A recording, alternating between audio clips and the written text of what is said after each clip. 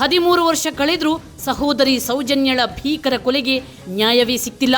2012ರ October 9ರಂದು ಕಾಲೇಜಿಗೆ ತೆರಳಿದ್ದ ಸೌಜನ್ಯ ಸಿಕ್ಕಿದ್ದು ಹೆಣವಾಗಿ, ಅದು ಭೀಕರ ಅತ್ಯಾಚಾರಕ್ಕೊಳಗಾಗಿ. ಧರ್ಮಸ್ಥಳದಲ್ಲಿ ವಿಕೃತವಾಗಿ ಹತ್ಯೆಗೊಳಗಾಗಿದ್ದ ಸೌಜನ್ಯಳನ್ನು ಕೊಂದವರ್ಯಾರು ಅನ್ನೋದನ್ನು ಪತ್ತೆ ಹಚ್ಚಲು ಪೊಲೀಸ್ ವ್ಯವಸ್ಥೆಗಾಗಲಿ ನಮ್ಮ ನ್ಯಾಯಾಂಗಕ್ಕಾಗಲಿ ಸಾಧ್ಯವೇ ಆಗಲಿಲ್ಲ. ಸೌಜನ್ಯಳಿಗೆ ನ್ಯಾಯ ಒದಗಿಸಬೇಕಾದ ಸರ್ಕಾರಿ ವ್ಯವಸ್ಥೆಯೇ ಯಾರೋ ಬಲಿಷ್ಠರನ್ನ ಬಚಾವು ಮಾಡಲು ನೊಂದವರಿಗೆ ಅನ್ಯಾಯವನ್ನೇ ಮಾಡ್ತಿದೆ ಅನ್ನೋದು ಓಪನ್ ಸೀಕ್ರೆಟ್. ಸೌಜನ್ಯಳನ್ನ ಕೊಂದ ಪಾಪಿಗಳಿಗೆ ಶಿಕ್ಷೆ ಆಗಬೇಕೆಂದು ಹೋರಾಡುವವರ ಮೇಲೆ ಕೇಸ್ ಹಾಕಲಾಗ್ತಿದೆ.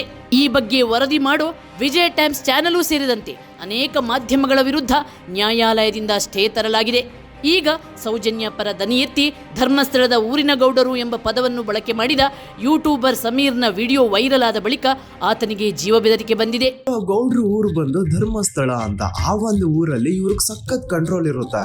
ನನ್ನ ಮನೆ ಅಡ್ರೆಸ್ ಲೀಕ್ ಮಾಡಿರೋರಿಗೆ, ನನ್ನ ಫೋನ್ ನಂಬರ್ ಲೀಕ್ ಮಾಡಿರೋರಿಗೆ ನಾನು ಹುಡ್ಕೊಂಡು ಬಂದು ಹೊಡಿಯೋದು ಮ್ಯಾಟರೇ ಆಗಲ್ಲ. ಸೊ ಹೇಳೋಕ್ಕಾಗಲ್ಲ ನನ್ನ ಜೊತೆ ಅವಾಗೇನಾಗುತ್ತೆ ಅಂತ. ಹಾಗಾಗಿ ಎಲ್ಲ ಕಂಟೆಂಟ್ ಕ್ರಿಯೇಟರ್ಸಲ್ಲೂ ನಾನು ಕೇಳ್ಕೊತಾ ಇದ್ದೀನಿ, ಪ್ಲೀಸ್ ಈ ಒಂದು ವಿಷಯದಲ್ಲಿ ನಿಮ್ಮ ವಾಯ್ಸ್ನ ರೇಸ್ ಮಾಡಿ ನಮ್ಮ ಕನ್ನಡ ಕಮ್ಯುನಿಟಿ, ಯೂಟ್ಯೂಬ್ ಕಮ್ಯುನಿಟಿನ ಪವರ್ ಏನು ಅಂತ ಈಗಲಾದರೂ ತೋರಿಸ್ಕೊಡಿ. ದಯವಿಟ್ಟು ಎಲ್ಲರೂ ಒಂದಾಗಿ ಅಂತ ಕೇಳ್ಕೊತೇನೆ. ಆ್ಯಂಡ್ ಈ ಗೌಡ್ರ ಕುಟುಂಬಕ್ಕೆ ಸಪೋರ್ಟ್ ಮಾಡುವಂತಹ ಟ್ರೋಲ್ ಪೇಜಸ್ ಅವರು ಏನು ಹೇಳ್ತಿದ್ದಾರೆ ಅಂತಂದರೆ, ನಾನು 35 ಲಕ್ಷ ಲಂಚ ಇಸ್ಕೊಂಡು ಈ ಸೌಜನ್ಯ ಕೇಸ್ ಬಗ್ಗೆ ವಿಡಿಯೋ ಮಾಡಿದ್ದಂತೆ. ಹಾಗಾದರೆ ಸಹೋದರಿ ಸೌಜನ್ಯ ಕೊಲೆಗೆ ನ್ಯಾಯ ಸಿಗುವುದೇ ಬೇಡವೇ? ಸೌಜನ್ಯ ಕೊಲೆಗಾರರು ಯಾರು? ಆ ವಿಕೃತ ಅತ್ಯಾಚಾರಿಗಳು ಯಾರು? ಅವರಿಗೆ ಶಿಕ್ಷೆ ಯಾವಾಗ? ಈ ಎಲ್ಲ ಪ್ರಶ್ನೆಗಳಿಗೆ ಉತ್ತರ ಕೊಡಲಾಗದಷ್ಟು, ಒಂದು ಹೆಣ್ಣಿನ ಕೊಲೆಗೆ ನ್ಯಾಯ ಕೊಡಲಾಗದಷ್ಟು ಷಂಡ ವ್ಯವಸ್ಥೆಯ ನಮ್ಮ ಭಾರತದ್ದು.